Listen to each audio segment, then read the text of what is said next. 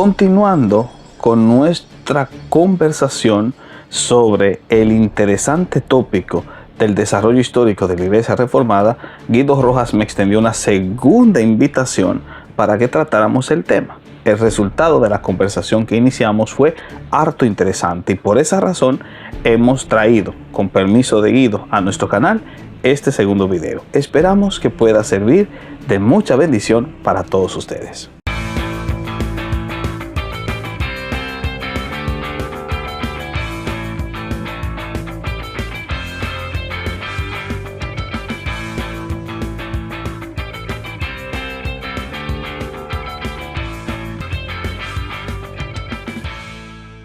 Bendiciones en el nombre de nuestro gran Dios y Salvador Jesucristo. Les habla Guido Rojas, Tolo Católico, transmitiendo en vivo, en directo desde la ciudad de Palmira, Valle del Cauca, Colombia. Hoy vamos a tener un diálogo muy interesante con un invitado, un amigo, un hermano, nuestro hermano pastor que se va a presentar ahorita, pastor y teólogo Néstor Díaz desde Nueva York, Estados Unidos. Vamos a tener una segunda parte, yo la había invitado ya en semanas pasadas, sobre el tema de la Iglesia Católica, el término Iglesia Católica, esta vez ya más en relación con lo que es la Reforma Protestante. Bueno, pero antes de empezar en materia, porque va a ser solamente un diálogo, esto no es un debate ni nada, simplemente un diálogo entre amigos y hermanos, vamos a darle la oportunidad para que nuestro hermano amigo Néstor se presente. Adelante, pastor, bendiciones. Bueno, para mí siempre es un placer estar aquí contigo, amado Guido.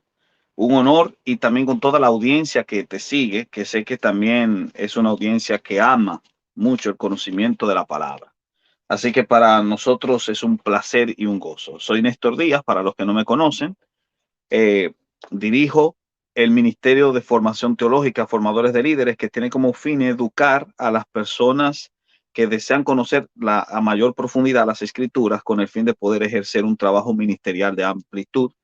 Y al mismo tiempo también dirijo la plataforma del Teólogo Responde, que es una plataforma en YouTube que se encarga de alimentar al público y a los espectadores y suscriptores con contenido de alta calidad.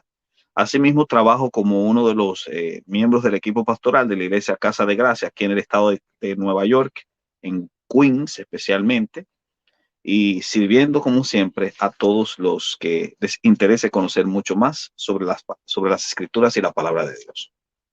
Bien, gracias. De hecho, no te había comentado, pastor, que la vez que hicimos, la vez pasada, bueno, usted sabe que siempre van a haber opiniones divididas, a algunos que les gusta, a otros que no les gusta este tipo de compartir, pero me causó curiosidad, no creo que lo haya etiquetado, que alguna persona entre los comentarios puso en tela de juicio de que usted fuera un pastor o que me acuerdo más bien que decía que no sé, o sea, usted me dirá, la confección presbiteriana o el grupo al cual usted representa no era válido. No sé si nos quiere aclarar algo sobre eso, o sea, que no era válido en cuanto a la iglesia presbiteriana en general. Era más o menos así, no sé si de pronto quiere aclarar eso o es que es otra rama del presbiterianismo o es el presbiterianismo histórico o cómo es su denominación, Lo que pastor. pasa es que creo que la objeción que presentaron nace de la ignorancia,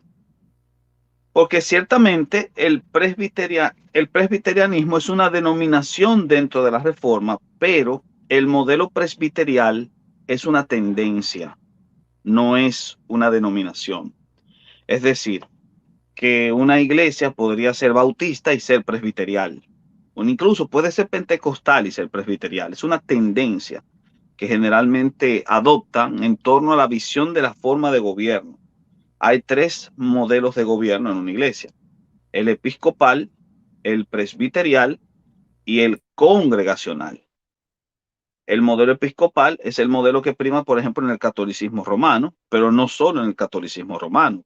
Las iglesias anglicanas son episcopales, las iglesias pentecostales son episcopales, la iglesia metodista es episcopal. O sea, el modelo episcopal no tiene nada que ver con la denominación, sino con la forma de administrarse dentro de la denominación, sin importar si están en un lado del espectro o en otro lado del espectro. Lo mismo ocurre con el presbiterianismo. Ciertamente existe una denominación que se llama presbiterial o iglesia presbiteriana, pero ellos se hacen llamar de esa manera porque adoptan un modelo presbiterial que no es único en ellos, sino que también se puede encontrar en otras denominaciones, incluyendo las iglesias independientes de las cuales yo formo parte. Las iglesias bautistas del sur también son iglesias presbiteriales. Y de esa manera entonces nosotros vamos a ver que el modelo de gobierno, administración de la iglesia, es lo que va a definir a una o a otra, pero ese modelo es flexible de forma tal que nosotros podremos encontrar grupos específicos de denominaciones distintas que adoptan el mismo modelo. Así que creo que la objeción nació de la ignorancia en torno a confundir modelo presbiterial como denominación y no como tendencia en torno a la administración de la congregación. Yo soy Sí, copastor, o en este caso trabajo en el equipo pastoral. De hecho, el término equipo pastoral ya apela a la idea de presbiterio. Trabajo en el equipo pastoral de una congregación que es reformada. Se llama Casa de Gracia y como congregación reformada, reconocida y certificada por el estado de Nueva York, porque es una iglesia independiente, pero es una iglesia que tiene su estructura, que tiene su confesión de fe. Nosotros trabajamos en la elaboración de la confesión de fe y obviamente es una iglesia que tiene incluso sus años. Ya recientemente celebramos los el séptimo cumpleaños de la congregación. Así que, no, los 10 años de la congregación, los 10 años de la congregación. Así sí, que, sí. una A eso disculpa es con que, esto. a eso es que, sí, el comentario que hiciera, ya que me acordé era sobre eso, sobre lo que usted está diciendo, bueno, la denominación como usted está diciendo, Casa de Gracia. A eso es que se estaba refiriendo, que decía que no era aceptada sobre, algo así estaba, pero si ya usted no lo dio a entender. Pero Ujú. entonces la iglesia Casa de Gracia es autónoma en Estados Unidos, pastor. ¿Es eso más o Sí, menos? sí, nació en Estados Unidos, pero que la Iglesia Casa de Gracia está enmarcada dentro del amplio espectro de la fe cristiana, de la Oh, visión reformada. En ese caso, simplemente somos un hijo más. No es una nueva denominación tampoco, sino que es parte de toda una experiencia de fe y esa experiencia de fe se enmarca dentro de la estructura de pensamiento reformado. pero en cuando hablamos, por ejemplo, de denominación, por ejemplo, como usted mismo lo dice, de corte presbiteriano o reformado, todas, por ejemplo, decir que es, por ejemplo, presbiteriano, reformado, calvinista, en el caso, por ejemplo, de su iglesia, eh, eh, entiendo yo sería más que todo en cuanto a la doctrina, pero a nivel general, ¿tienen alguna asociación general entre todas estas iglesias de corte presbiteriano, por así decirlo, en un consejo general de todas las iglesias, o que tengan, por así decirlo, o cada una es completamente independiente? No, O no, sea, no hay vínculo. están todas unidas, están todas unidas. Pero debo corregir que presbiterial y reformado no son dos cosas diferentes. O sea, el presbiterianismo está dentro del espectro de la reforma. O sea, son modelos dentro de la experiencia de la reforma. Lo que pasa es que son modelos distintos de administración y aquí vienen entonces las escrituras. Las escrituras nunca te identifican un modelo de administración de la iglesia. Es decir, tú por las escrituras no podrías decir el modelo episcopal es el modelo bíblico, o el modelo presbiterial es el modelo bíblico, o el modelo congregacionalista es el modelo bíblico. Cada uno de esos modelos tiene sus virtudes y tiene sus defectos, pero son modelos que se permiten dentro de la experiencia de fe y que se han construido a lo largo de toda una tradición. Por ejemplo, el modelo episcopal que abraza el catolicismo romano, pero también las iglesias pentecostales y también las iglesias eh, metodistas. Ese modelo, como tal, es un modelo que ha sido cosechado con el tiempo. Incluso ha sido cosechado desde los siglos, me parece que del siglo IV. A partir del siglo IV es que se va formando el desarrollo del modelo episcopal. El modelo episcopal como tal es un modelo válido en cierto sentido. El único exceso, peligro que genera es que podría depositar toda la carga sobre una persona. Es decir, el modelo episcopal entiende que por encima de todo está el obispo y luego del obispo entonces están los demás acólitos que responden al obispo, creando una especie de pirámide jerárquica. Esa pirámide jerárquica se anula en el modelo presbiterial, que parece ser más antiguo. Si nosotros leemos a los documentos anteriores al siglo III, donde incluso aparece la idea de presbiterio en las escrituras, cuando hablaba de un colegio de ancianos, es decir, los ancianos que servían como líderes, y esos líderes en este caso representaban a la congregación. Ese modelo presbiterial más antiguo tiene sus referentes directos en el modelo presbiterial actual, que abrazan muchas iglesias reformadas. Bueno, y ahora vamos entonces a entrar un poquitico en lo que fue el modelo ya de lo que es la iglesia apostólica que vemos en Hechos de los Apóstoles y en las cartas, evidentemente en general las cartas paulinas. Para muchos teólogos y biblistas, algunos hacen una diferencia entre lo que era el episcopo y el presbítero, y otros dicen que no. O sea, en su concepto, ¿habría alguna definición, por así decirlo, de diferencia entre un episcopo y un presbítero? Porque vemos que ambos términos están en las Sagradas Escrituras. Pero quisiera conocer su opinión. Por ejemplo, en Filipenses 1:1 dice, la iglesia que está en Filipo con sus episcopos y diáconos. Pero, por ejemplo, en Hechos 15 dice, por ejemplo, la iglesia en Jerusalén a cargo de los apóstoles y los presbíteros. ¿Cuál sería eclesiológicamente, en la visión de la iglesia reformada, esos dos títulos de episcopo y presbítero en cuanto a gobierno, pastoral o forma también de unidad? La visión general de las iglesias reformadas, o de la iglesia de visión reformada, o de la experiencia reformada de la iglesia, vamos a hablarlo así mejor, es la que supone que los términos son cuasi sinónimos, o es decir, que son intercambiables. El término presbútero y episcopos es un término intercambiable. De hecho, se supone que los episcopos son los presbíteros. El presbiterio, en este caso, consistía en un equipo de hermanos que representaban a la congregación ante las necesidades determinadas, imitando con ello a la experiencia de la iglesia de Jerusalén, que era de ese corte presbiterial, porque estaba el colegio de los 12, que eran los que dirimían las decisiones de la iglesia. Y también lo vamos a encontrar más adelante en las iglesias paulinas, especialmente cuando se dice que Pablo formó presbíteros y que los colocaba directamente para que dirigieran la congregación, con el fin de que una congregación no estuviese dirigida solo por un líder, sino por un equipo de líderes, lo cual hacía más funcional el hecho de que si el líder caía en pecado, podría ser disciplinado por los demás miembros del presbiterio. Eso lo vamos a ver, por ejemplo, en Timoteo, cuando dice que Timoteo recibió la ordenación al trabajo pastoral por parte de las manos del presbiterio. Es decir, todo el equipo de presbíteros de la congregación le entregó a Timoteo la función para ejercer el trabajo pastoral en una congregación determinada dentro de ese circuito. O sea que desde esa perspectiva, las iglesias reformadas ven al presbítero como un equivalente del episcopo.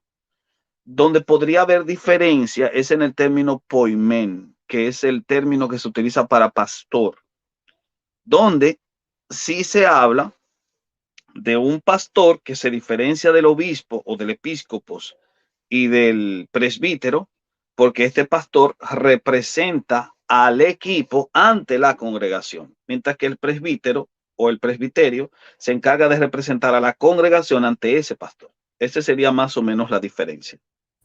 Bien, pastor. Quisiera también, a manera como lo estamos haciendo, de diálogo y a manera de conocer, porque para eso lo invito, para que usted nos ilustre.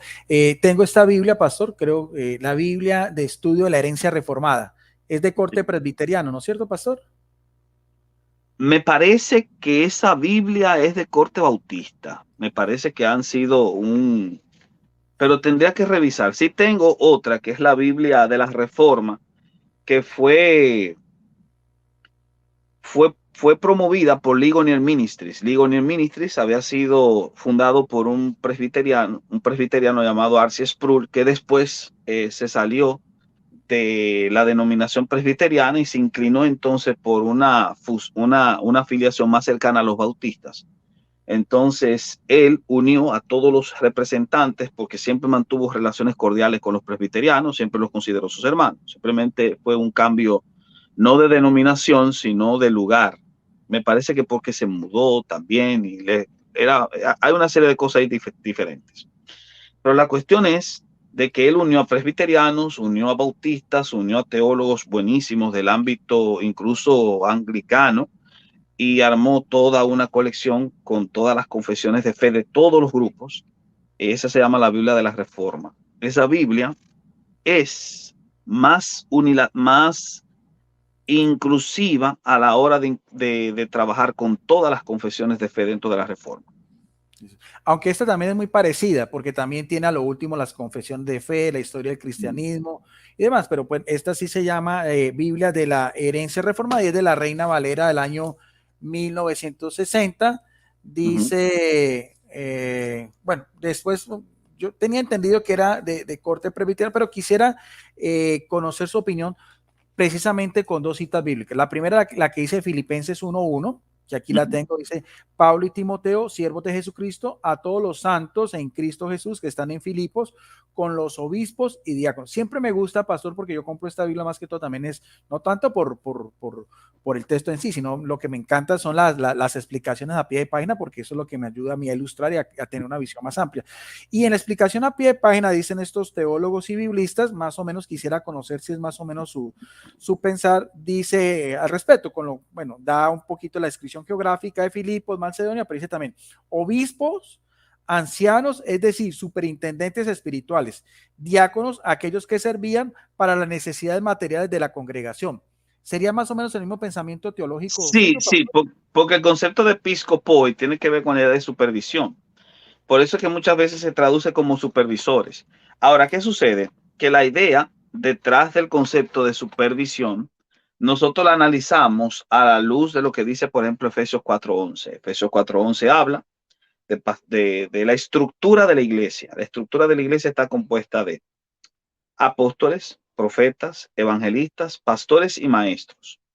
Entonces, esa estructura que compone esos ministerios inmediatamente se refleja a la hora de nosotros ver la iglesia en acción. Es decir, cuando la iglesia está en acción, va a manifestarse a través de un ejercicio pastoral, de un ejercicio de maestros, un ejercicio pedagógico, un ejercicio evangelístico, un ejercicio profético, porque la iglesia tiene una función profética, y un ejercicio apostólico que tiene que ver mucho con las misiones y el trabajo de alcance más allá del terruño.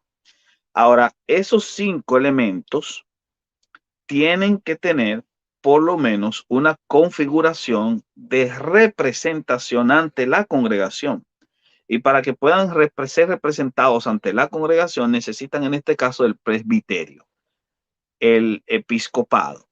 El episcopado no es más que ese conjunto de hermanos que junto con el pastor de la congregación representan las necesidades de la congregación ante el equipo de liderazgo. Por eso se habla de equipo pastoral. Y la visión de un autor reformado, como es el caso de H. Harvey, cuando escribió su libro sobre la iglesia, era que pastor no es una figura personal o individual, sino un equipo de trabajo. O sea, él entendía que el pastorado descansaba sobre la visión de un equipo de trabajo, que es la idea de presbiterio o de episcopado en este caso. Y claro que son episcopos porque supervisan las necesidades de la iglesia.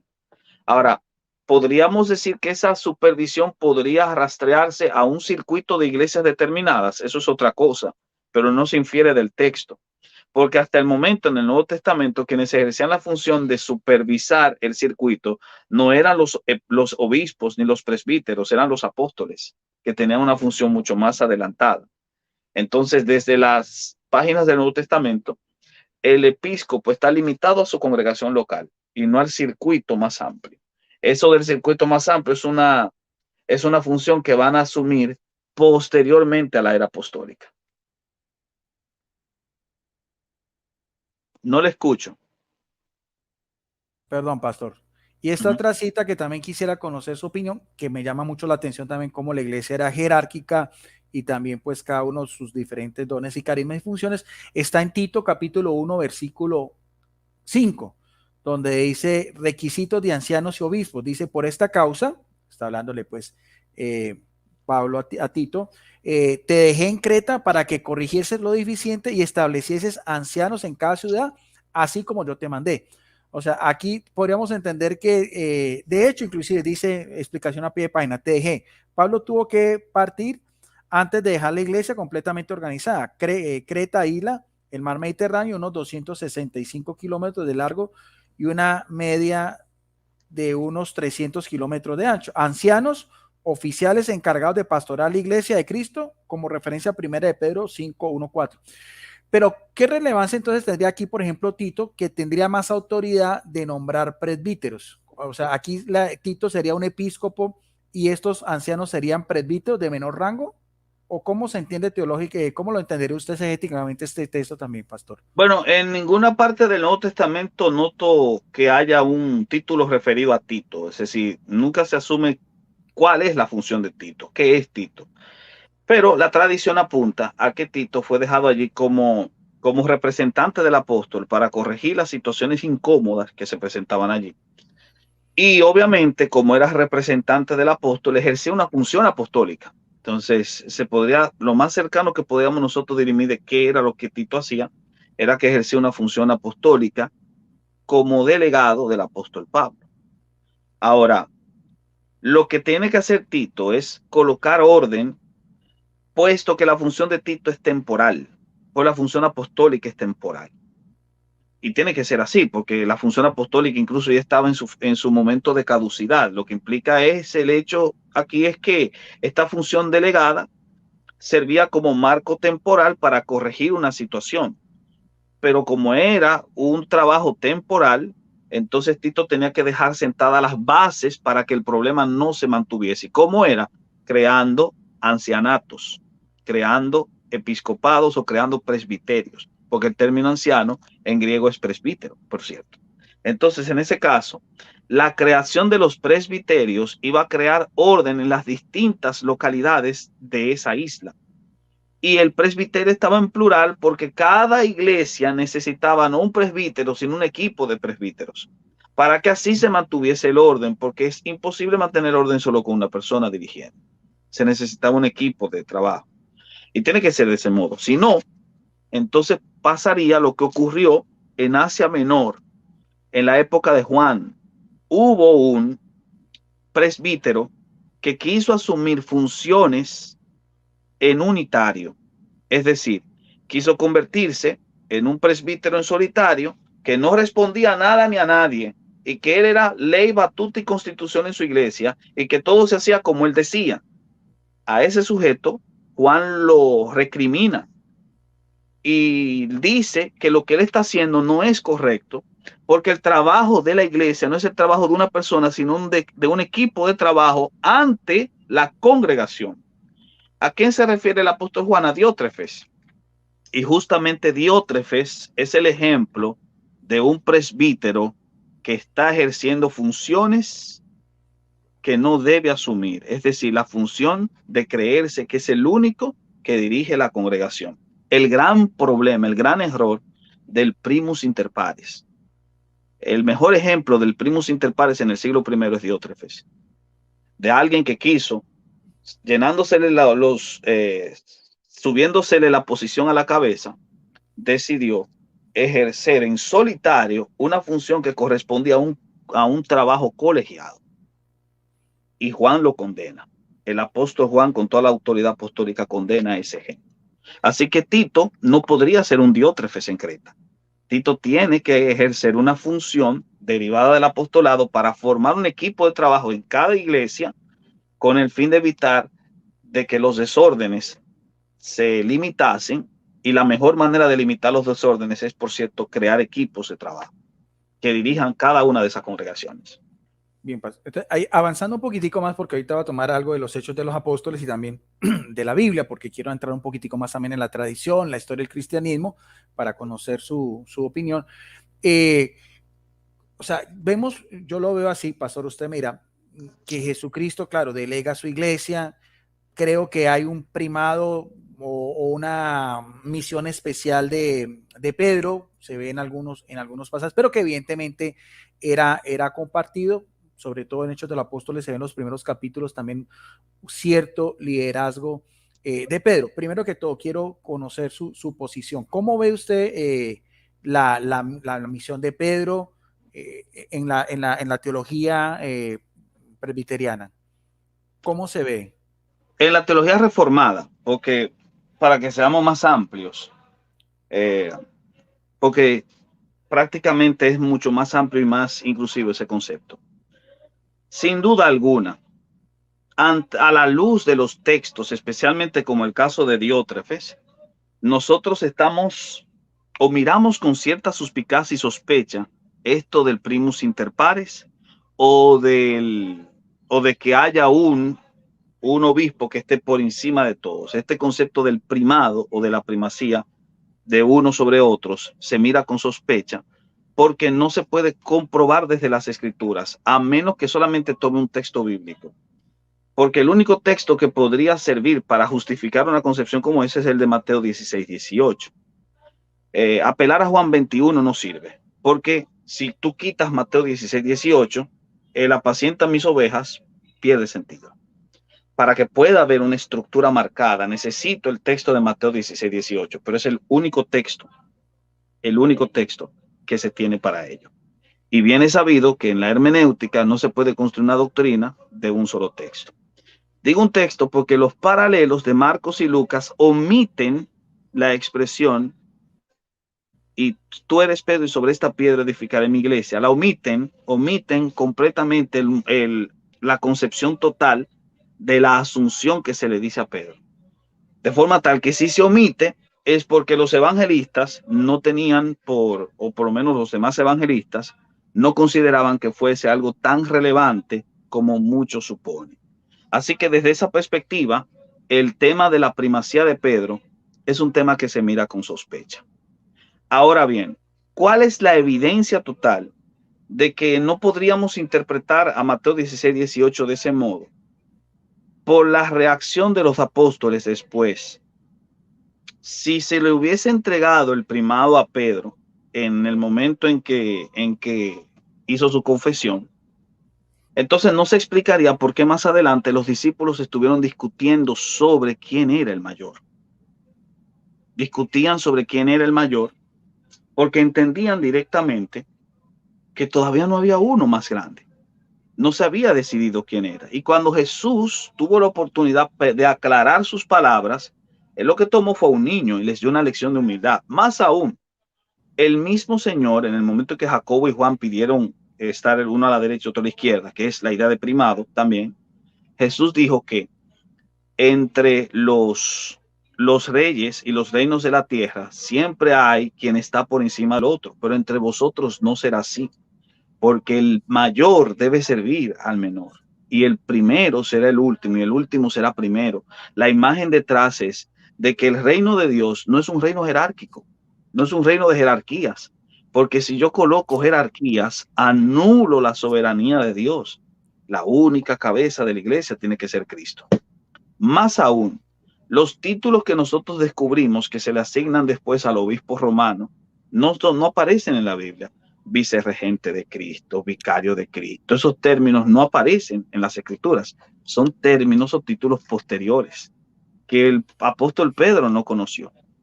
¿Ejerció Pedro un trabajo de liderazgo o ejerció Pedro el liderazgo del colegio apostólico? Tampoco. ¿Por qué? Porque muchas veces a Pedro se le rebate. El apóstol Pablo llegó a rebatir a Pedro en Gálatas capítulo 2. Pero también Pedro no era el único que pertenecía al círculo íntimo de Cristo. Estaban Jacobo y Juan. Y Juan era el discípulo más amado, el que se recostaba en el pecho de Jesús, quien con Jesús tenía una relación más intrínseca y más íntima, justamente era con el apóstol Juan. El apóstol Pedro pareciera que ejerce un trabajo de liderazgo porque es el primero en hablar, es el primero en reaccionar, pero generalmente el que sea el primero en reaccionar o el más impulsivo de todos, no necesariamente lo hace el líder de todos. El consejo que se le da en Juan de apacienta mis ovejas debe entenderse a la luz de su traición. Él está siendo restaurado y Jesús le está confiando un trabajo de diligencia y de responsabilidad porque Jesús sabe que él no se siente digno. Por eso no lo coloca por encima de todos los demás, porque entonces nosotros tendríamos que negar la autoridad apostólica de los demás apóstoles. Y eso no comulga con el hecho de que Jesús a todos los apóstoles les dio la potestad de atar sobre la tierra lo que se iba a atar en los cielos y de desatar sobre la tierra lo que sería desatado en los cielos, que es una, es un eufemismo técnico para hablar de que tendrán la capacidad de aprobar y desaprobar cosas en la iglesia. Entonces, desde esa perspectiva. Un hebraísmo que se utilizaba mucho en los fariseos y todas las sinagogas, de atar y desatar, o sea, poder de atar y desatar. Sí, sí, sí. Pero pastor, ahí sí quisiera que conocer su opinión. Pero exegéticamente, yo veo que le resta un poquitico. ¿Por qué Jesucristo le dice apacienta mis corderos y mis ovejas directa y exclusivamente a él en término singular? En Juan 21, 15, o sea, ¿cuál sería el significado teológico, exegético? ¿De quiénes serían esas ovejas y esos corderos? Evidentemente son de Jesucristo, porque es su iglesia.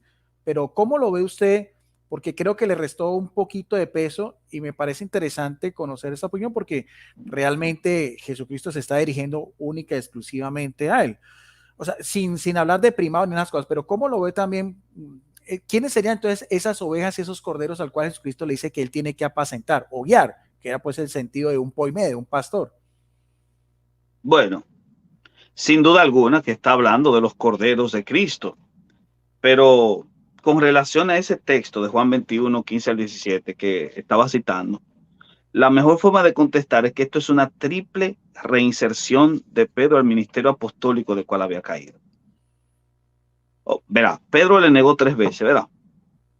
Y por eso Jesús lo pone 3 veces a confesarle su amor y a reinsertarlo en dicho ministerio. La razón por la que se le dice 3 veces a Pedro que apaciente sus ovejas y no con los otros discípulos es porque Pedro fue el único que negó 3 veces a Jesús. Así que él es el único que necesita ser reincorporado al ministerio apostólico. Por eso la repetición 3 veces de apacienta mis ovejas, pero no porque hay una diferencia de autoridad entre Pedro y los demás apóstoles.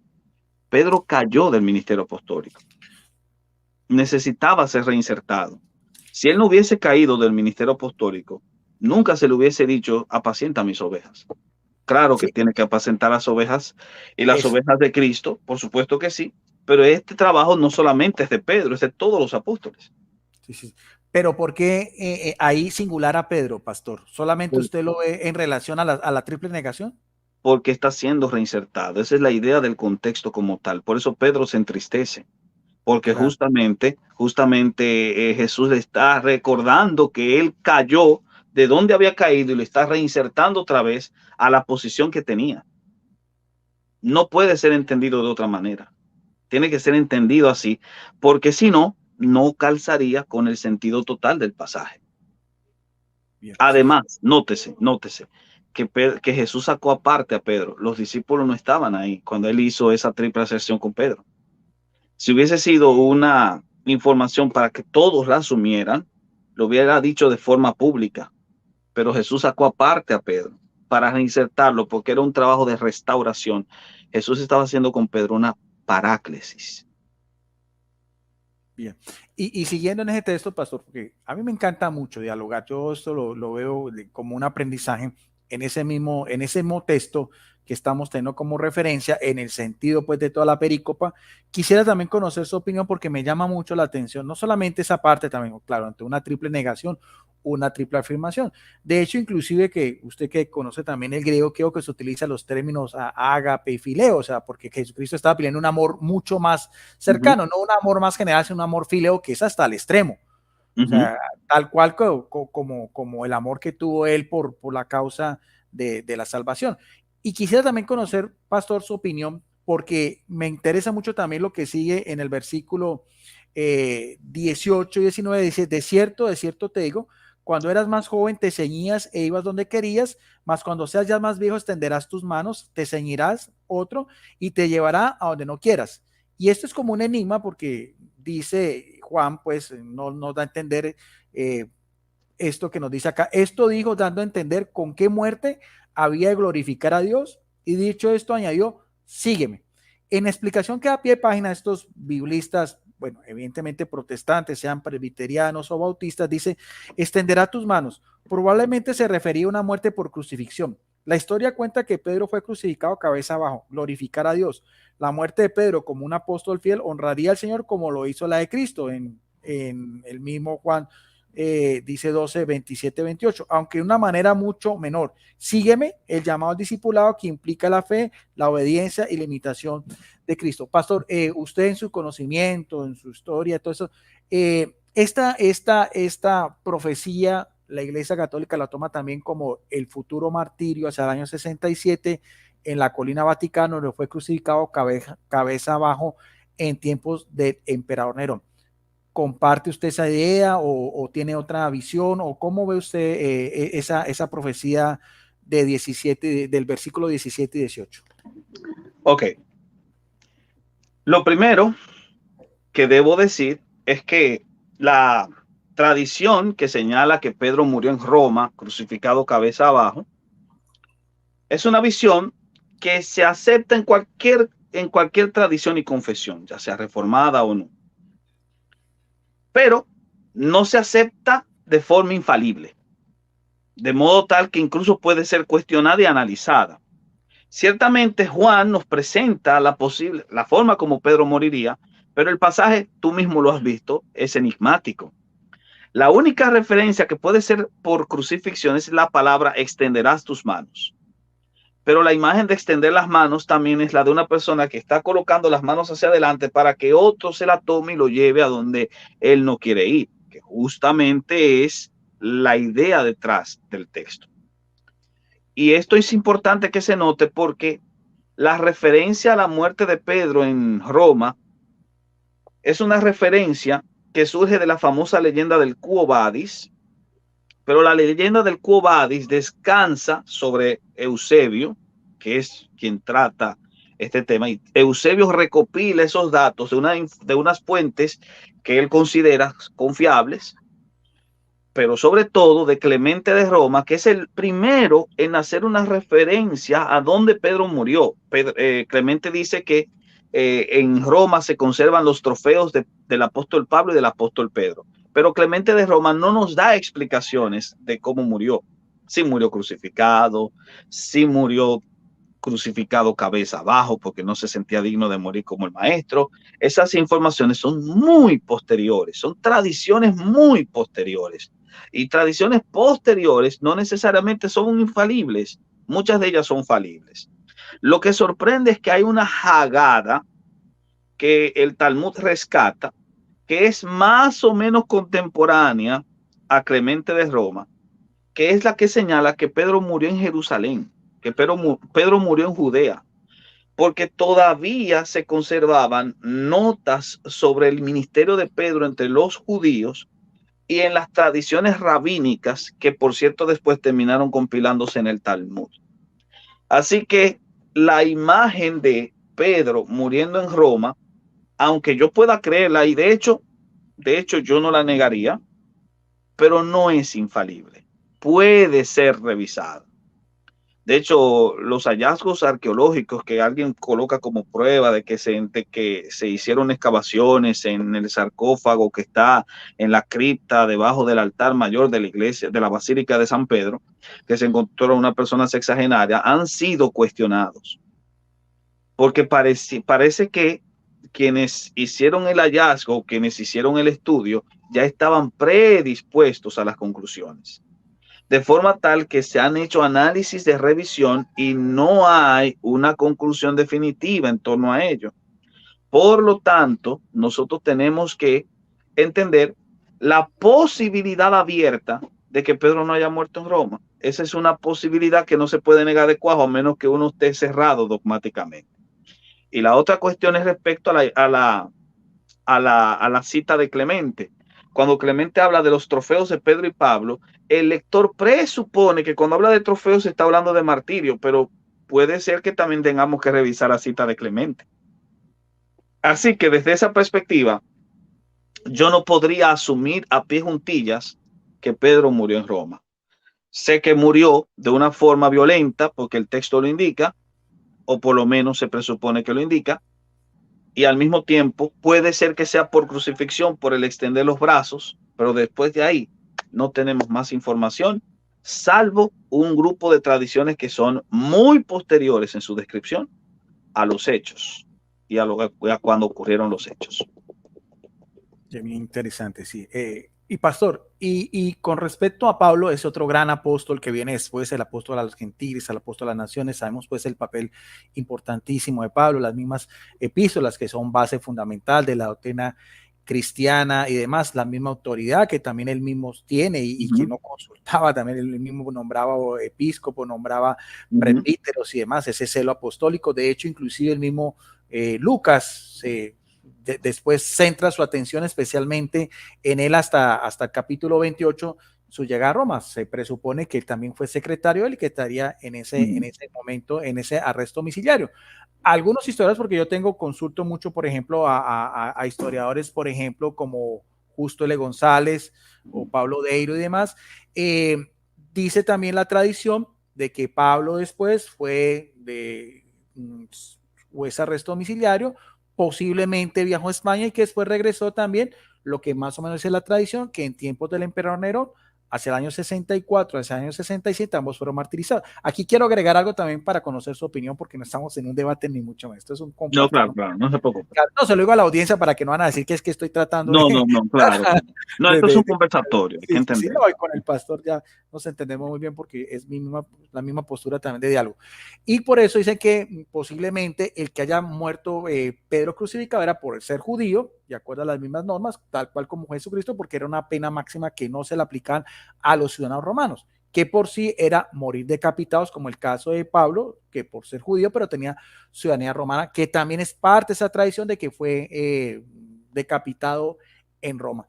Ese otro episodio de Pablo y su martirio en Roma, que pues para la Iglesia Católica tiene mucha preponderancia, ¿cómo lo ve usted también como historiador, como teólogo, como pastor? Mira, igual que pasa con el martirio de Pedro, el martirio de Pablo descansa sobre la cita de Clemente de Roma y tendría, para ser justos, las mismas problemáticas que he presentado respecto a Pedro. Además de que algunos detalles más amplios del martirio de Pablo también son posteriores, como por ejemplo el dato de que fue decapitado en la vía Ostiense, de que cuando su cabeza salió disparada del cuerpo rodó 3 veces y allí se formó una especie de pozo. Todo eso es tradición muy posterior a los hechos, no es confiable. Ahora, Y cierta leyenda, diría yo también, eso es uh-huh, cierta leyenda, al igual que cuando Pedro iba camino a Roma y ese Cubadis que se sí, encuentra con el Señor, eso es parte también de los evangelios apócrifos, en este caso el evangelio, sí, eso es bueno saberlo porque hay gente, de hecho en la apologética se maneja eso, pero no se profundiza mucho más ahí y usted tiene exacto. toda la Entonces, razón. imagínate yo que estuve en un debate sobre canon, justamente una de las cosas que estábamos de acuerdo es que los apócrifos del Nuevo Testamento no son confiables. Eso es algo que hay que tenerlo claro. Además de que son muy tardíos y generalmente son muy ficticios. Creo que escuché una vez a un apologista católico muy bueno, español, no recuerdo el nombre, que él escribió un libro que se llama El latido de la tumba, donde justamente él destacó que los evangelios apócrifos justamente son rechazados porque sus relatos son demasiado fantasiosos, demasiado decorados y no son tan simples como el relato de las escrituras. Así que se nota de lejos que son falsificaciones justamente porque son demasiado descriptivos. Y eso pasa con los hechos de Pablo y con los hechos de Pedro. Son demasiado descriptivos, así que no se pueden considerar fiables en ese sentido. Ahora, respecto a Pablo, es más probable que tengamos desde las escrituras una confirmación de que murió en Roma. La suposición de que murió decapitado es una inferencia común por la información del contexto, de que era ciudadano romano y aún civitas romanos no lo crucificaban, lo decapitaban. Así que es mucho más probable que haya sido por decapitación. Pero Pablo sabemos que pudo haber muerto en Roma porque dejó una carta final que escribió en sus últimos días, que es segunda de Timoteo. Y en segunda de Timoteo le explica dónde está. Está en la casa de César, está a punto de ser juzgado y hasta deja su testamento. He peleado la buena batalla, he acabado la carrera, he guardado la fe. Si él sabe que va a morir, ya está dejando sus últimas palabras. Segunda de Timoteo es su canto del cisne. Así que desde esa perspectiva, tomando como plataforma segunda de Timoteo, que es un texto canónico, nosotros podemos llegar a la conclusión más que segura de que Pablo murió en Roma. Y de que murió decapitado ya es una inferencia plausible y bien coherente con el contexto histórico. Así que sin duda alguna con Pablo estamos pisando terreno más seguro, pero con Pedro no, porque Pedro no nos dejó una epístola cercana a su martirio, a excepción, claro, de que nosotros entendamos que segunda de Pedro, que yo lo creo, es de autoría pedrina. Y si es de autoría petrina, en segunda de Pedro hay una breve referencia de que Pedro siente que ya está, de que sus días están llegando a su fin. Pero en segunda de Pedro no hay una referencia de dónde se encuentra, no hay un espacio geográfico identificado. Donde sí hay un espacio geográfico es en primera de Pedro, donde él dice que está en Babilonia. Muchos entienden que Babilonia es un código para referirse a Roma, pero eso no necesariamente tiene que ser así, porque no siempre porque no había necesidad de utilizar ese código. Por lo menos en primera de Pedro no hay necesidad de utilizar ese código. Más bien nosotros podríamos suponer que Pedro estuvo en la Babilonia literal. ¿Y por qué? Porque en esa zona existía una comunidad de judíos muy importante y Pedro tenía el llamado a los de la circuncisión, como dice el apóstol Pablo en Gálatas. Por lo tanto, Pedro pudo haber viajado a esa zona del oriente a predicar el evangelio de Cristo, tal y como Pablo estaba haciéndolo en Occidente. Así que no es descabellado pensar eso. Y creo que hay algunos historiadores católicos que lo han señalado. O sea, no es tan descabellado suponer que a la comunidad más importante judía que había, que era la de Babilonia, digo más importante, porque el más grande maestro de los fariseos, Gilel, venía de Babilonia. Era la más grande comunidad que había. Predicar de allí era ir a la creminata más importante del judaísmo y presentarles el evangelio de Cristo. Y puede ser que Pedro lo haya hecho. Así que no hay negación al respecto en ese tópico. Sí, sí. De hecho, muchos no saben, Gilel era el abuelo de Gamaliel, del cual era el maestro de Pablo. Sí. Ahora, pastor, de hecho, voy a hacer de la referencia que usted dice, solo a manera de compartir, porque aparece, estoy utilizando solo la Biblia Reforma, dice Primera de Pedro, lo que usted decía, al final en el epílogo, capítulo 5, versículo 3, dice, la iglesia que está en Babilonia, elegida juntamente con vosotros, y Marco, mi hijo, os saludan. Y dice aquí, bueno, de todas maneras, dice aquí la referencia, dice Babilonia, lo que usted dice, probablemente aquí se refiere a Roma y ya como referencia a Apocalipsis 17, 5, 18. Ahora, querías decir, me interesó lo que usted decía de Segunda de Timoteo, porque a usted le gusta mucho la adaptación de los textos bíblicos. Entonces, Segunda de Timoteo, que es más probable que se refiera a Roma, ¿hacia qué fechado está más o menos datado? Y eso concordaría, por ejemplo, con lo que se cree en la tradición, que fue ya en tiempos del emperador Nerón en el año 67. ¿Habría alguna conexión o habría un lapso de tiempo muy largo entre lo que supuestamente la tradición dice que fue martirizado en tiempos del emperador Nerón y la adaptación que sería de la de Timoteo? Okay.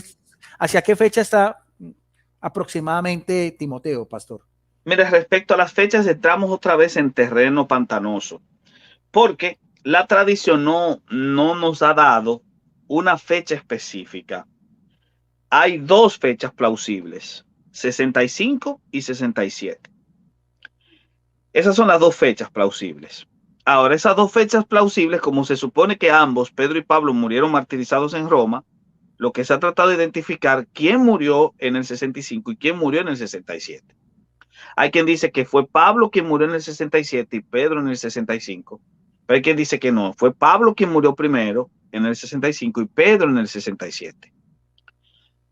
Ya que estamos en un terreno pantanoso, vamos a quedarnos con la afirmación de que Pablo murió en el 65. ¿Por qué en el 65 sería la fecha correcta? Porque en el 64 se incendió Roma. La fecha del incendio de Roma es el 64. Por lo tanto, la persecución inició después del 64, 65 al 67, que es cuando Nerón se suicida. Y ahí acaba la persecución.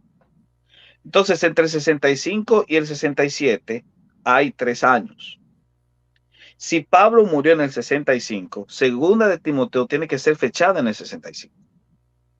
Porque el terminus ad quo de segunda de Timoteo es el 64. Y el terminus ad quem, el punto final, debe ser el 65 y no más allá, si Pablo fue decapitado en el 65. Ahora, si Pablo fue decapitado en el 67, sin duda alguna que segunda Timoteo tiene que ser fechada en el 67, porque justamente lo que presenta la epístola es la inminencia de la muerte del apóstol Pablo. Y un dato curioso, hay una epístola que no es paulina, aunque muchos la han asignado a Pablo, que es la epístola a los hebreos, que es más un sermón que una epístola. Y Hebreos da un dato curioso en el último capítulo, el capítulo 13. Dice que gracias a los que oraron por el hermano Timoteo ha sido liberado. En segunda de Timoteo, Pablo le pide a Timoteo que vaya allá a traerle los libros y un capote que dejó en Troas, porque sin duda alguna estaba muriéndose de frío, necesitaba leer, necesitaba compañía. ¿Y quién mejor compañía que su hijo en la fe, Timoteo? Así que la carta termina Pablo pidiéndole a Timoteo que vaya a visitarlo allá a Roma, a la cárcel.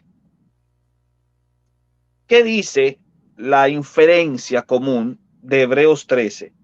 De que Timoteo le fue a visitar y cayó preso junto con Pablo. Y que ambos estaban esperando el martirio. Pero Pablo fue al martirio y Timoteo no. Y a Timoteo lo liberaron. Y la carta a los hebreos entonces habla de la liberación de Timoteo.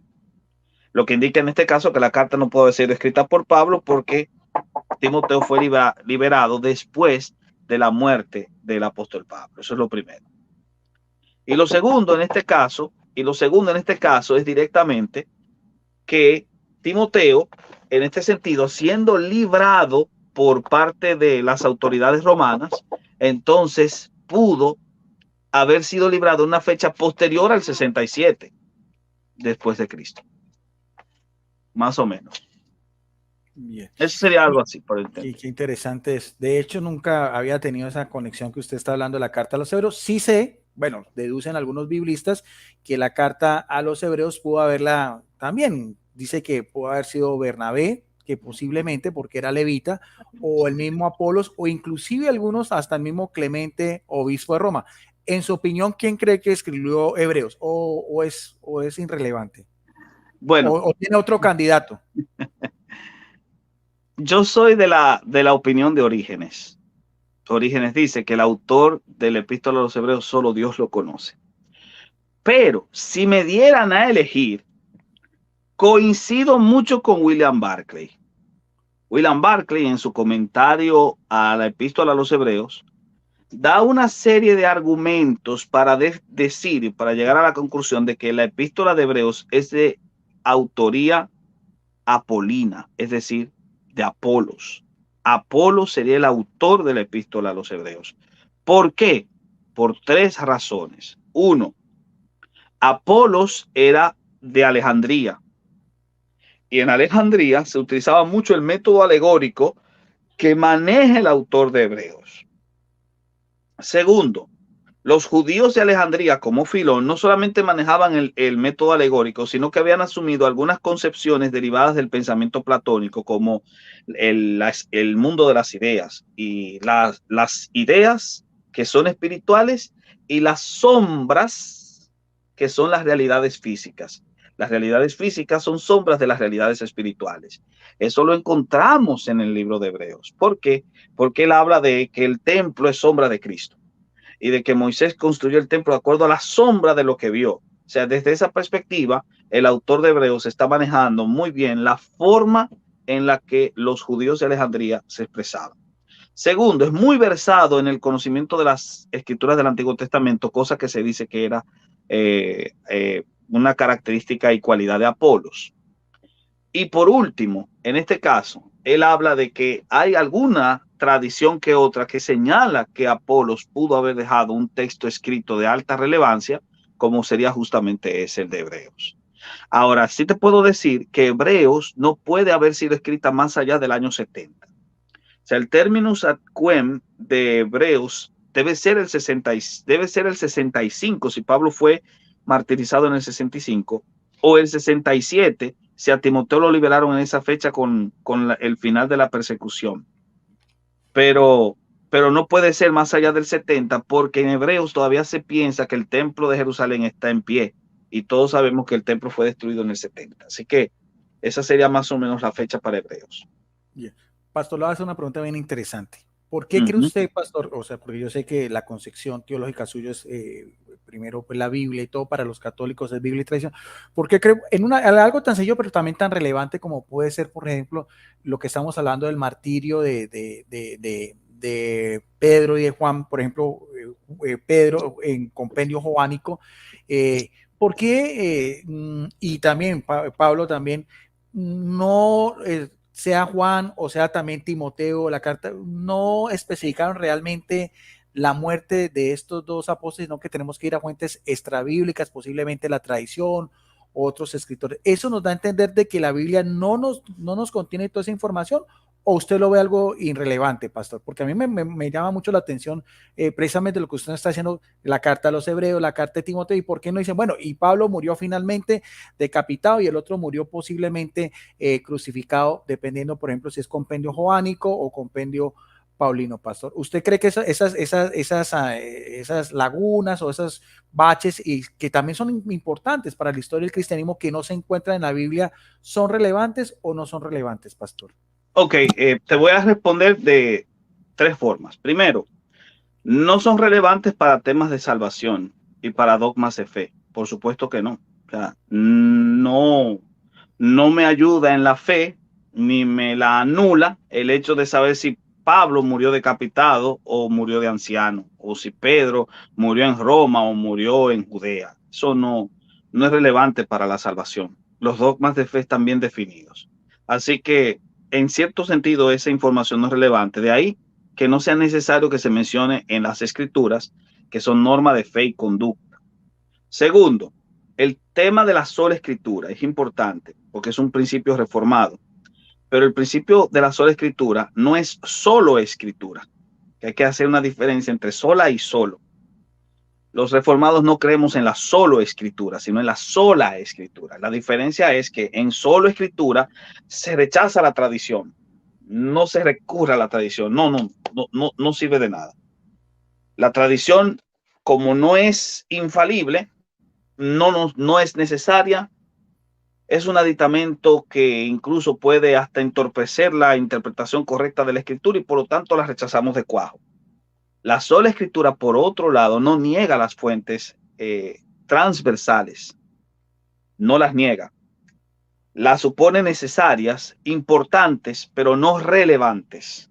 Son importantes, se pueden consultar y deben ser siempre evaluadas a la luz de la Biblia. Si en dado caso la escritura las evalúa y las valida, se aceptan.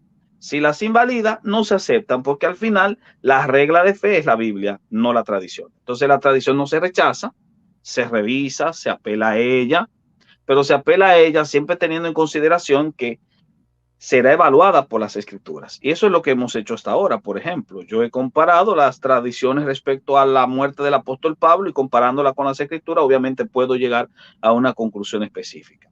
Lo tercero que voy a decir es, ¿por qué la ausencia de referencias a los martirios de los apóstoles? Quizás porque las fuentes son muy tempranas. Me explico. El libro de los Hechos es el único texto histórico, aparte de los evangelios, que se deben calificar de otra manera en el Nuevo Testamento. Y el historiador Lucas, porque Lucas actúa como todo un historiador, no tuvo problemas en hablarnos del martirio de Esteban y del martirio de Jacobo el Mayor. Pero ¿y por qué no nos mencionó el martirio de Pedro, que fue una figura muy relevante en los primeros 12 capítulos, y el martirio de Pablo, que fue una figura muy relevante en los últimos capítulos, del 13 al 28? La respuesta es sencilla, porque Hechos fue escrito antes de que esos apóstoles perdieran la vida. Es un documento muy temprano. Más aún, nosotros podríamos tener mucho más claro el términus ad quo y términus ad quem de Hechos. El términus ad quo de Hechos debe sin duda alguna ser el año 60, porque Pablo llegó a Roma en el año 60. Bueno, llegó a Roma en el año 60. Y como dice que duró 2 años, entonces sería del 60 al 62. El punto de inicio del libro de Hechos debe ser el año 62. Y el punto final de ese libro tiene que ser justamente ese mismo año. Porque en el año 62 mataron a Jacobo el menor, a Jacobo el hermano de Jesús, el Ahaj Mashiach. Y el libro de Hechos no lo menciona. Y sin embargo, en el libro de Hechos, Jacobo es una figura importante. Es el que resuelve, tiene la última palabra en el concilio de Jerusalén. Es el que aconseja a Pablo que se rape la cabeza y que haga voto nazareato para no escandalizar a los judíos en su último viaje a Jerusalén. Y el escritor, es decir, Santiago como tal, el apóstol Santiago o Jacobo, el menor, que es el autor de la epístola de Santiago, es una figura importante en Hechos y sin embargo no se habla de su martirio y él murió en el año 62, justamente como lo menciona Josefo en Antigüedades 19. Así que, sin duda alguna, que el libro de los Hechos es la última fecha para redactar el libro de los Hechos es el año 62 y Pablo murió en el 65 o el 67, imagínate. Por eso el silencio. Sí, voy a hacer, pero interesante eso que me está hablando de Santiago el Menor, que algunos piensan que, bueno, creemos que es un primo, usted es un hermano, pero independientemente sabemos la autoridad que tenía él por el parentesco con Jesucristo en Jerusalén, pero ya ese martirio de él ya es extrabíblico, ¿no es cierto, pastor? Usted mismo nos lo está dando a entender, o sea, recurrimos ya a Por otra supuesto fuente. que sí, por supuesto, claro, totalmente. Bueno, ahora, sí. Podríamos confiar, por lo menos, otra vez, podríamos confiar mucho en el testimonio de Josefo. ¿Por qué? Porque a diferencia del testimonio de los hechos de Pedro, el famoso La leyenda del Quo Vadis, Josefo es un autor del siglo I, es un autor que vivió en esa época y que está siendo testigo ocular de las cosas que describe. De hecho, Josefo dirigía una importante facción dentro de la resistencia judía del 66, la guerra del 66 al 73, que fue la guerra contra los judíos, la primera revuelta judía contra los romanos. Y él era un hombre ya hecho y derecho que tenía toda una vida hecha cuando ejerció el trabajo de dirigir la defensa contra los romanos. Y él está contando cosas que ocurrieron en el 62. La guerra fue en el 66. Son 4 años. Por supuesto que él fue testigo y más que él era miembro de los fariseos, él vio con sus ojos cuando mataron a Santiago. Así que él está contando cosas que vio con sus ojos, a diferencia de la leyenda del Quo Vadis, que es 100 años posterior a los hechos. El autor de Quo Vadis no tuvo la oportunidad de relatar las cosas que cuenta. Sí, sí. Pastor, y ya que mencionó a Flavio Josefo, voy a hacer dos preguntas finales. Algunos cuestionan cuando habla directamente de Jesucristo, cree que bueno, sí se cree que es fideliño cuando habla de Santiago, el hermano del Señor, obispo de Jerusalén, pero algunos piensan que cuando se habla directamente de Jesucristo, que habla pues de algunas cualidades de Jesucristo, dicen que eso es añadido y que no es fuente flaviana. ¿Cuál es su opinión? Sí, es un testimonio flaviano. Lo que pasa es que puede haber tenido interpolaciones, sin duda alguna, pero es un testimonio. ¿Por qué? Porque en Antigüedades 19 él menciona Santiago, el hermano de Jesús. Para hablar del hermano de Jesús, tenía que haber hablado primero de quién era Jesús, y justamente mencionó a Jesús en el capítulo anterior. Así que el hecho de que Jesús aparezca otra vez en el capítulo 19 es una evidencia de que ya lo había descrito en el capítulo 18. Ahora, que haya interpolaciones, por supuesto que deben haberlas, porque sin duda alguna la expresión, si es posible llamarlo un hombre, que aparece en el testimonio flaviano no puede haber sido de autoría de José. Tiene que haber sido una interpolación, o por lo menos se infiere que lo es. Sin embargo, si yo quito las interpolaciones, me quedo con un texto que más o menos dice lo siguiente. Hubo en esos tiempos un hombre llamado Jesús que hacía milagros, que enseñaba a las personas a guardar sus propios mandatos, que los principales de nosotros no lo miraron con buenos ojos porque decían que él estaba torciendo la ley de Moisés, y que al final lo entregaron a Pilato, quien lo condenó a muerte. Pero a pesar de ello, muchos de sus discípulos dijeron que él se había levantado entre los muertos, y la secta de los cristianos, y el término que utiliza ahí, la tribu de los cristianos, justamente la palabra griega airesis, de donde viene herejía. Así que para él, los cristianos son herejes. Los herejes cristianos perviven hasta el día de hoy. Entonces, en ese caso, el testimonio flaviano se mantiene, quitadas las interpolaciones. Así que es un testimonio auténtico y genuino. Sí, sí. La última pregunta, pastor, porque se nos fue el tiempo y me encantaría después volverlo a tener porque no me dio tiempo para todo lo que tenía, pero sí quiero hacer una pregunta porque va encaminada a todo eso, el término iglesia católica, quiero después analizar un poco más con el tiempo suyo, pastor, los primeros siglos hasta la Reforma Protestante, desde su óptica, como usted lo hace de una manera muy académica, muy imparcial. Pastor, quiero hacerle la última pregunta. Y va con referente a lo que estamos hablando. Ya hablamos un poco, porque estamos hablando también del fundamento de la iglesia cristiana como tal, y para nosotros, pues la iglesia católica, que tiene mucha relevancia, Pedro y Pablo, de Santiago, ya lo hablamos de los dos Santiagos y el martirio como tal. La misma iglesia, la misma tradición, usted me dirá, pastor, si también está de acuerdo con eso, se cree o se presume y que el último, los grandes apóstoles, pues como usted lo decía, testigo ocular de la vida de Jesucristo fue Juan.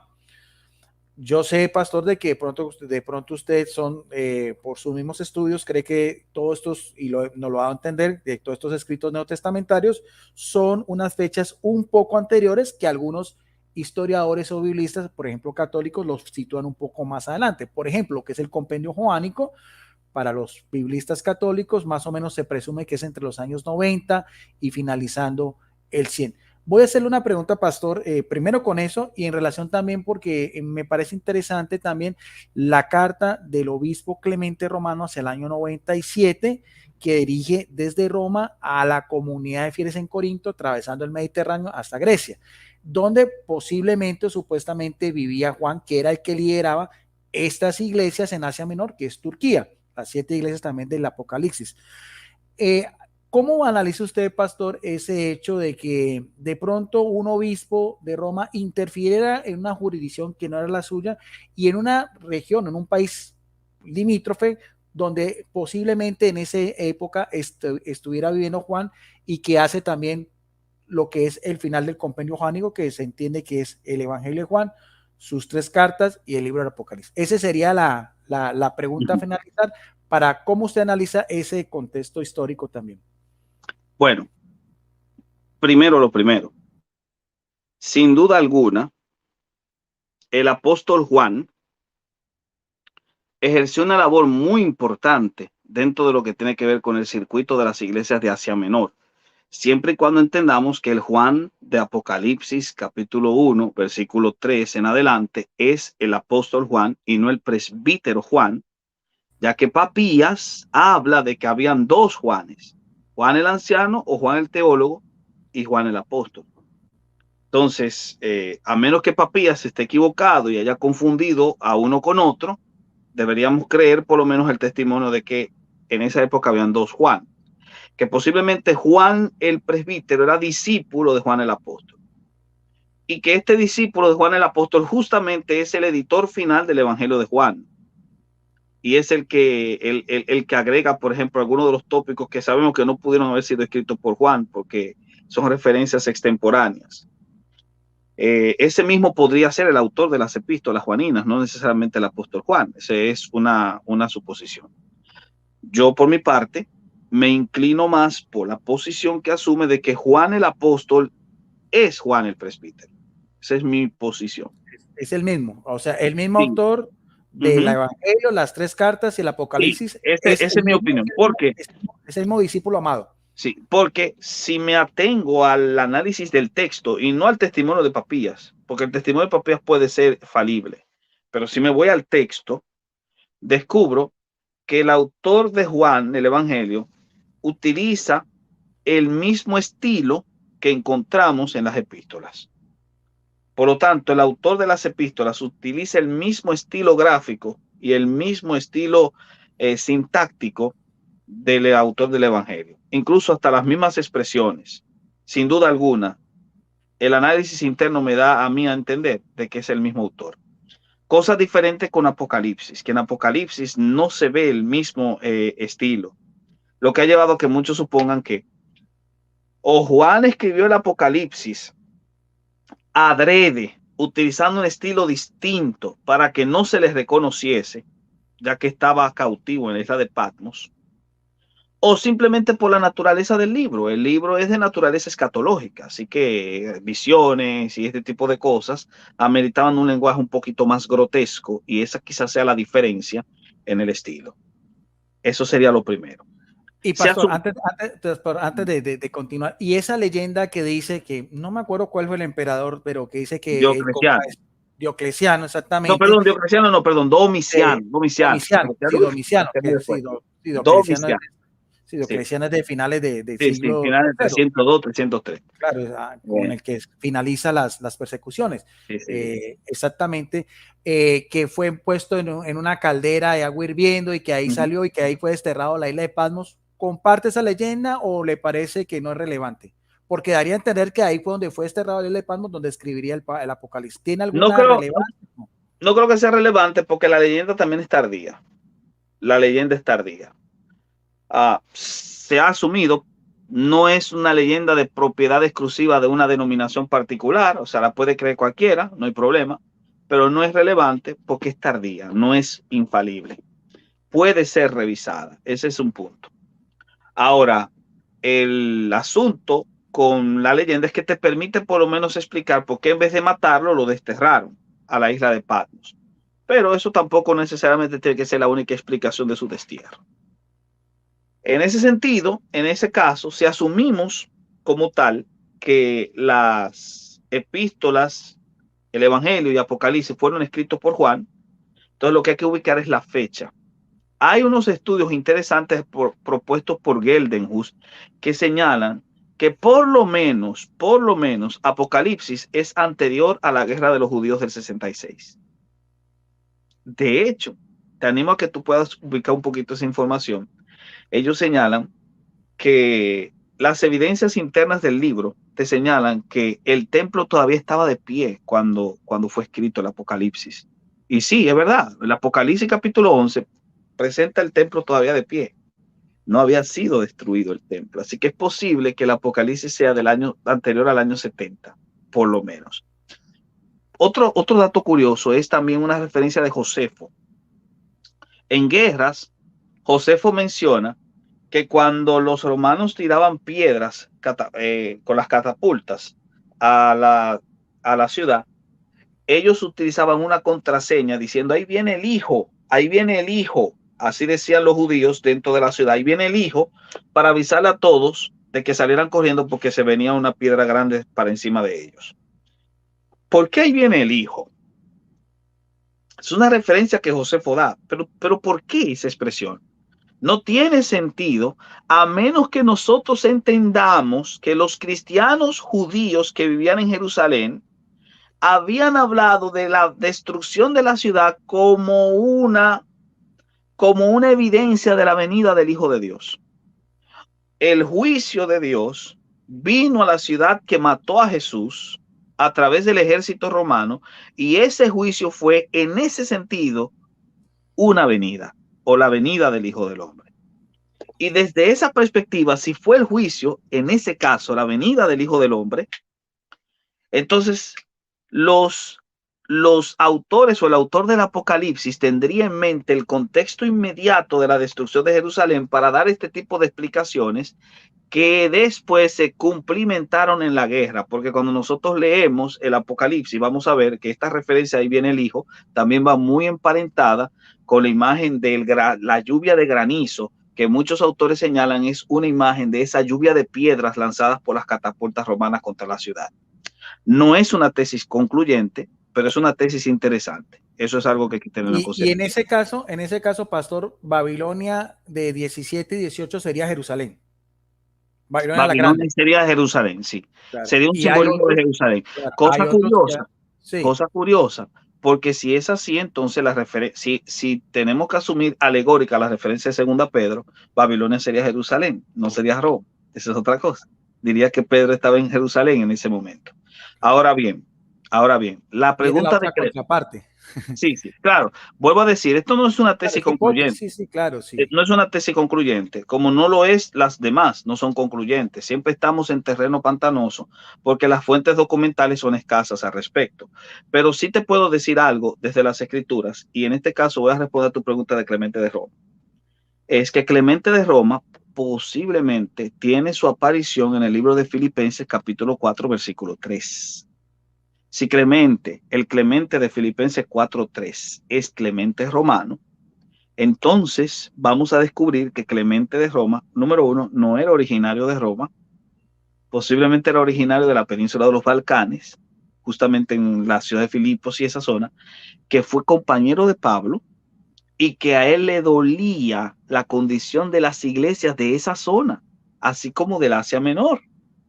Por lo tanto, cuando Clemente de Roma le escribió desde Roma, no lo hizo en base a su autoridad apostólica por estar en la sede romana, sino que lo hizo como un pastor de una congregación que estaba preocupado por una situación de otras congregaciones que estaban muy unidas a él en su corazón porque él trabajó en su formación. Él trabajó en el momento en que esas iglesias se formaron de la mano con el apóstol Pablo. Por esa razón, sería más por corazón pastoral que Claro, por interesante esa, no, imposición de autoridad. claro, no había caído en eso. La fecha sí sería más o menos año 96, 97 De la epístola de de Clemente, Clemente, primera sí. de Clemente, sí, creo que sí, sin duda alguna. Igual como considero que las epístolas de Juan pueden ser datadas en el 95. Igual como también todavía estoy todavía inclinado a la tesis de que el Apocalipsis también es de esa década. O sea, ambos serían contemporáneos. Sí, serían contemporáneos, sin duda. Claro. Y también posiblemente sería la misma fecha de redacción también del compendio juánico, más o menos 97, Sí, 98, sí, segundo la, posiblemente, porque también, posiblemente. porque algunos también aluden de que Babilonia la Grande sería también Roma, o sea, también muchos, y no solamente católicos, sino también No, no, no, muchos, totalmente, incluso reformados. De hecho, creo que los editores de esa edición también lo suponen así, sí, sí, sí. sin duda alguna, no hay problema con eso. Como te digo, eso no es concluyente ni relevante. Podemos Pastor, tener diferencias en sí, eso, y aún así la fe no se ve arruinada por ello. claro, sí, sí, sí. Me ha gustado mucho, Pastor, más o menos lo que tenía programado. Bueno, se me fue, pero quisiera más adelante también porque me parece interesantísimo irlo abordando. Ya hemos hecho 2 programas, Pastor. Espero contar con su tiempo y todo para un próximo, para después ir avanzando un poco más porque me gusta, ya para finalizar pues el ciclo del siglo primero, ya con Juan, ya está, me gustaría después conocer cómo se ve ese término de iglesia católica, el cristianismo, ya desde la iglesia primitiva y su relación con la iglesias pues, de tiempo de la reforma, que de hecho también muchos apologistas católicos se rompen las vestiduras cuando en esta misma Biblia, donde hablan de las confesiones de fe, la confesión de fe de Westminster, la confesión belga, la confesión bautista, se alude a ese término católica, que no es una cosa pues exclusiva a los católicos romanos como muchas veces se quiere dar a entender, pero creo que Sí, sí, es lo cierto. podríamos ver para más adelante, Pastor. Me gustaría de pronto otro programa que me gusta su perspectiva, lo que es la historia del cristianismo, y ya después de pronto, después más adelante también, ya cómo también se compagina ya en la reforma protestante también. ¿Qué pasa con la reforma protestante? También con esa misma iglesia católica universal que sería la única y verdadera que funda Jesucristo, porque todas, o sea, no puede haber otra sino solamente Jesucristo, pero cómo se compagina, cómo se hace ese empalme, Pastor.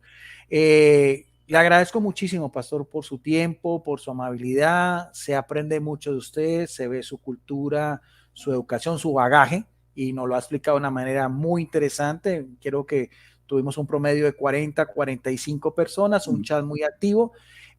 No olvide, pastor, que le dije la otra vez, usted si quiere subir el anterior y este video a su canal, lo puede subir porque me parece que es una información muy interesante que nos ayuda mucho a crecer, y más adelante también, pastor, con su tiempo, haríamos también otra tercera parte y así para irnos enriqueciendo.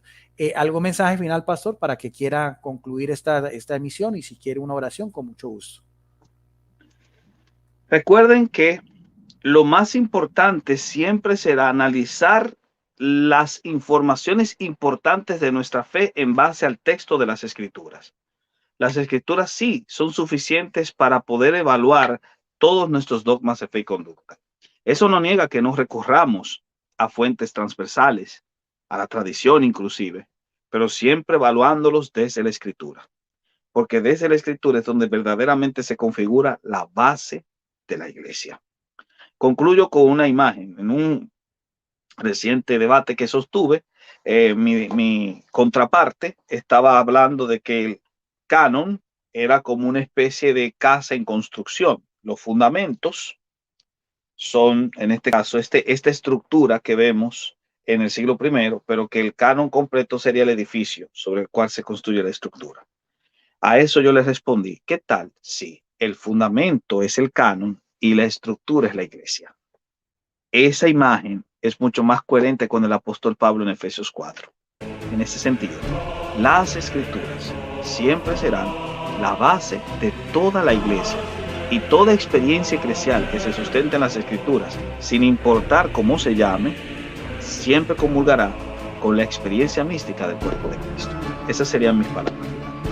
Gracias por haber permanecido hasta el final. Si les interesó mucho el contenido, les animamos a que puedan suscribirse al canal de nuestro amigo Guido Rojas y también seguir compartiendo toda la información que proveemos aquí en El Teólogo Responde. Para mí es un honor traerles siempre estos datos, y si les gustó, no dejen de comentar y darle a la campanita para nosotros poder seguir estimulados a traerles este tipo de contenido. Muchas gracias.